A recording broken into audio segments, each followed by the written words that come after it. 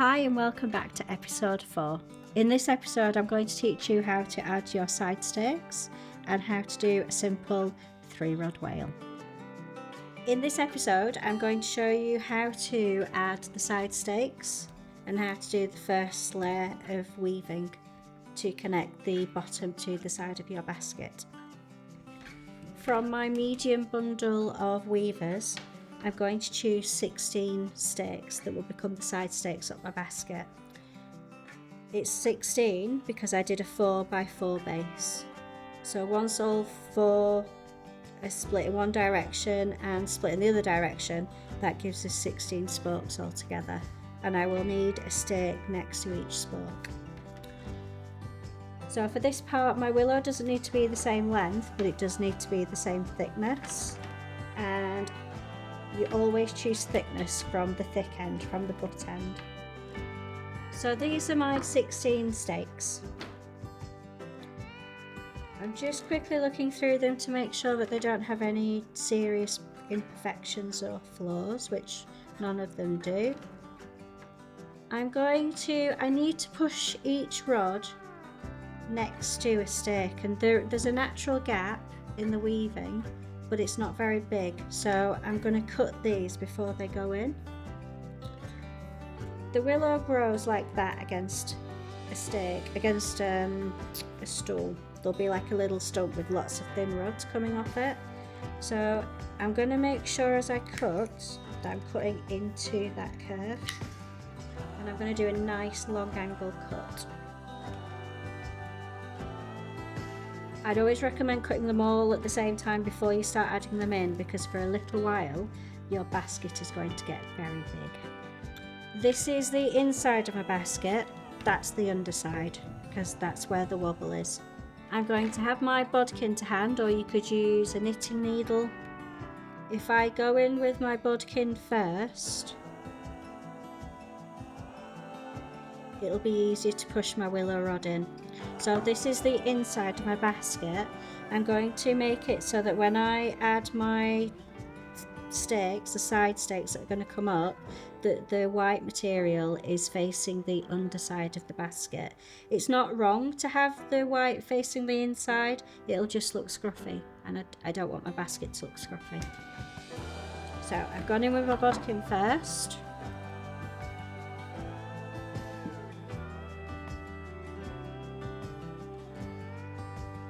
And I'm just going to push it down as far as it'll go. If you can get it all the way to the bottom, great. Don't worry if you can't, but you don't want it to end kind of here, because when we lift it up it will move a little bit and it won't make a very strong base, and it might pop out as you're weaving.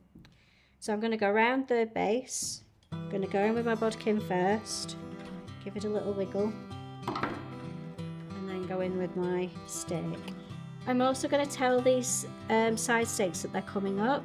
You can add them all in and then tell them once you've added them, but I like to tell them as I'm going around. So I'm going to use my bodkin. I'm going to place it right next to the previous weave. I don't want to make a hole. It's not the end of the world if you do make a hole, but that's not the intention. I just want it to crease in the right place. So I'm placing it on the willow rod that I'm about to lift up, and then I'm just going to lift, and it will crease where I've placed the bodkin.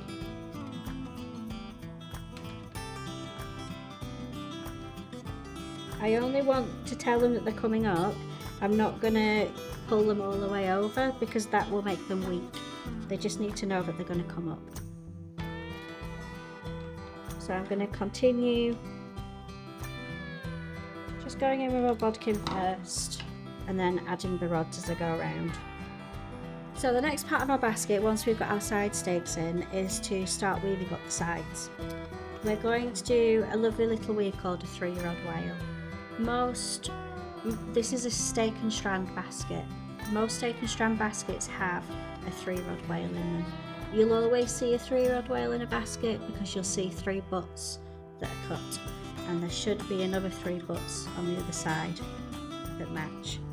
You will always get a wale at the bottom of a basket because it connects the base to the side. It also evenly spaces the stakes if we need to do anything with the stakes. You always also get one at the bottom of a border. So we'll do a wale, we'll do the main body of weaving up the side of the basket, and then we'll finish it off with another wale before we add the border. The reason that you have a wale at the top is if you still need to do any spacing or telling of the stakes, that's your last opportunity to do that. It's also a really strong locking weave, so like the weave that we learnt in the bottom of the basket, the pairing weave, it's a really strong locking weave, and we can wrap down on it with a wrapping iron, which I will show you shortly as we weave through the basket. You'll always see 3-rod wales in baskets, so I've got a couple of examples to show you.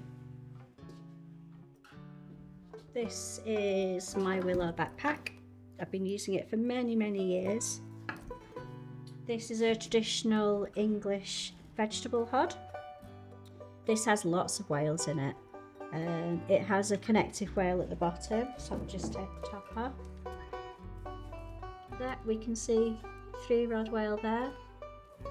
We can see another 3-rod wale there, so that's all a wale. It's also got this really this lip that comes out, so this 3-rod wale split, it goes across here at the top because it's that strong weave, and again I can see a 3-rod wale there, and it has one at the top. I can see there's a 3-rod wale there at the top, just underneath the border, as I said. So it's a weave that you'll see in most baskets. So we're going to do a 3-rod wale. I've chosen 6 rods. They're the same length and they're the same thickness as each other, and I've chosen the Flanders red for this, so it'll give us a really nice colour contrast between the Blackmore and the 2 wales top and bottom. As this willow dries, the whole rods will go red. It's a really beautiful weave, and the Blackmore will stay this lovely green colour, so it's going to stay a really beautiful basket colour wise through all its life. It's a 3-rod wale, but I've chosen 6 rods, and the reason I've done that is a lot of books will say you start with your tips, you weave all the way to the butts like we did with the pairing weave, but the problem with that is we're starting with really thin material, and before we get back to the beginning we're on to the strongest part of the willow, which makes it really difficult to control shape and tension within the basket. So it's good practice to start with the tips on one end, start weaving with them, and then on the opposite side of the basket I'll start with another set of tips, so that that first round we're weaving with thin material and it's a similar thickness constantly as we work around the basket, so the 2 sets work together. I've got a little weight and I've tied my basket up with some rope. I need to cut these down as well as I go. So the first thing that I'm going to do is actually turn my basket on its side, because I need to connect the bottom to the side first of all. Because I've only added 1 stake per spoke, they're already evenly spaced, so I don't really need to worry about that too much. I'm going to start my weave with my tips like I did with the pairing weave. I need them to be a little bit stronger though, so I'm just going to get them together at the tips and I'm going to cut a little bit off, just so that they're a bit stronger to start with. You can start anywhere we like on the basket because it's a circle, and I'm just going to tuck them into the gap next to the spoke. This bit isn't actually that important. The gap, when I talk about the gap, is this area here in between the stakes. I'm just popping them in here so that they don't fall out. So I could just add them like that, but they'll slip out as I start to weave. So just for the first time that we're weaving, I'm just going to pop them in these gaps to stop them falling out straight away. I'm going to cut the rest of these spokes off because they've done their job. So I've added my 3 weavers and they're in 3 new gaps. So there's one in this gap, there's one in the next gap, and there's one in the next gap. This weave's exactly the same as the pairing weave, we're just working with 3 rather than 2. So it's still always the left one. It has to go in the gap where the right weaver's coming out, and it has to come out the next gap, so it only goes behind one of the stakes. And that's it, that weaver's done. So it's the left weaver again. it's going to go in where the right hand weave is coming out, just behind one stake and back out. It's the left weaver. It's going to go in on top of the right weaver, just behind one stake and back out.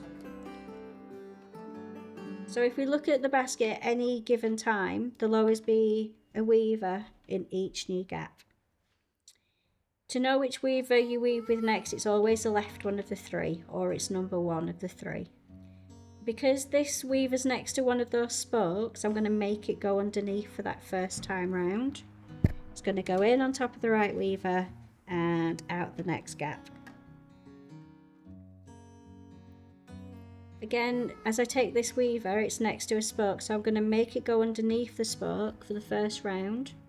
It's going to go on top of the right weaver, just behind one stake and back out. I'm going to add my other set now, so that I'm not getting confused and I don't weave too far. You can count the stakes if you want to. We've got 16 spokes altogether, so half of 16 is 8. But to be honest, you don't need to count it, because if I look where I started, I can see that I started here. So I started that one, so that's the halfway mark. So I'm going to add the next 3 in exactly the same way as I did the first. So one in that gap, one in the next gap, and one in the next gap again. I'm going to cut these spokes off. I'm cutting them as short as I can. But the left weaver goes in the gap where the right weaver is coming out, and then just behind one stake and out the next gap. The actual weave pattern that I'm creating is in front of 2 stakes, behind a stake. So it's in front of 2, behind 1. But I always make students not count those, because they always count wrong. Because of the natural position of where the weavers are, it's really easy to count the wrong stakes. So I want you to think about it more like plaiting. So it's always the left weaver has to go in the gap where the right weaver's coming out and out the next gap. So if I have a weaver in this gap, there will be a weaver in the next gap and the next gap. And when I do the next weave, it has to come out the next gap. There's lots of ways of knowing whether you're doing it correctly or not. So don't just focus on counting how many stakes you're going in front of, because you'll probably start counting the wrong stakes. When I'm weaving, I'm not going to the thick end, I'm not going to the butt and weaving that in, because if I do that, it's quite difficult to get it to come out the next gap. So the only bit of the willow that I'm working with is this bit here. So I'm just guiding it in, and that means that I can guide it straight back out. I'm not having to go all the way in and then pull it all the way out. And then I can see with mine, I've reached the beginning of the other set of 3. So at that point, once I've done this weave, I'm going to turn my basket around and just get to the same point with these 3. Each spoke has now had a weaver go around it. So I'm going to lift my basket up. I'm going to put a weight in the bottom, because that'll really help keep everything straight. My basket's got a slight lean on it, so I'm just telling it that it should be more central. And then I'm ready to carry on the weave. It gets easier to do the weave at this point because you're looking down on it and you can see what you're doing. It's the left weaver on top of the right weaver and out the next gap. If I need to tell my stakes anything at this point, I'll tell it with the weave. If you notice what my left hand's doing, I've always got weight where I've just woven, so my left hand's following me around, and you can use a finger, a thumb, your hand, whatever feels comfortable, but I've got weight down on that side, so the only bit coming up is the bit that I'm weaving with. It's not the previous weave. It's really easy to accidentally lift the weave up as you go. I've reached my other set, so I'm going to stop with this set and move on to the previous set. And the reason I'm doing that is if I carry on weaving with this set, I'll weave over the top of these and then I won't be able to weave with them again. So we're chasing but never catching up. I want to end opposite each other, that bit's important. So I've got just enough willow there so that they've ended opposite each other. We're now ready to do our first join, so we're going to do a butt to butt join. Same as we did with the pairing weave. This is a very similar weave, it's another locking weave. We need to replace like for like so that we've got the right amount of strength and tension to hold those weavers down. Not only do I want to replace a butt with a butt, but I want the butts that I'm replacing the butts with to be a similar thickness. So there's no point going thicker or thinner. It's not going to look as nice in your basket, and it's also going to be difficult to control tension. Because we're chasing, I've chosen 6 rods. They're pretty similar, but they're not quite the same, so I'm going to get them together at the tips.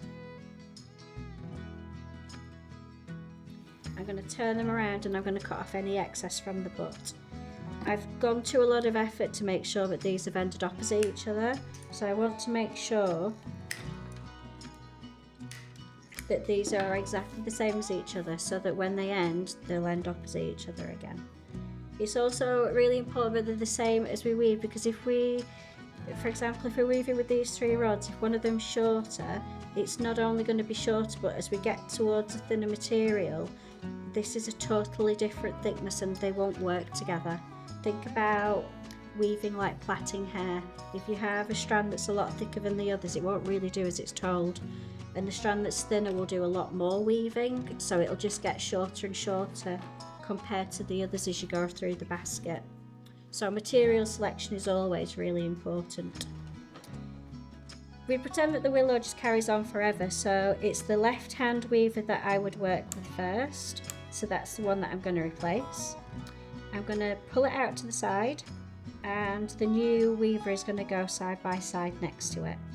It just needs to go behind the stake. If I do it too short, it's likely to pop out as a weave, and if I push it in too far, it's not going to be the same length as the other rod, so it just needs to go behind the next stake. Before I do the weave, I'm going to push the other weavers down so that the weave is really low and flat. I'm also going to tell this weaver what I want it to do. So at the moment, you can see the angle that it's sticking out at.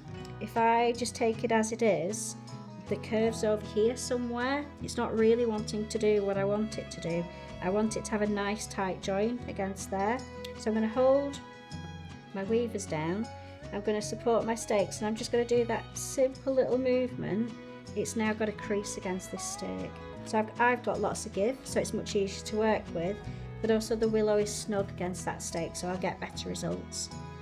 Before I add any more material, I'm going to do the next weave, because we just carry on like the willow carries on forever, and I'm working with 1, 2, 3, so this is the one I need to replace. So I'm going to move it to the side, pop it in the same gap, same process, tell the willow.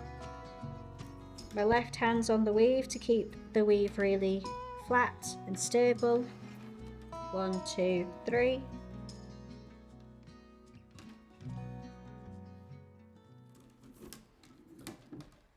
I would probably encourage you to do all the joins at the same time as well, so that you're getting good practice doing the same thing.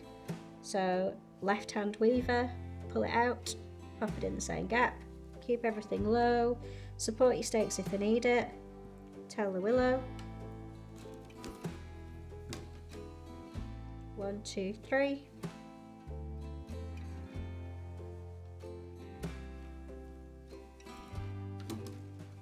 One, 2, 3.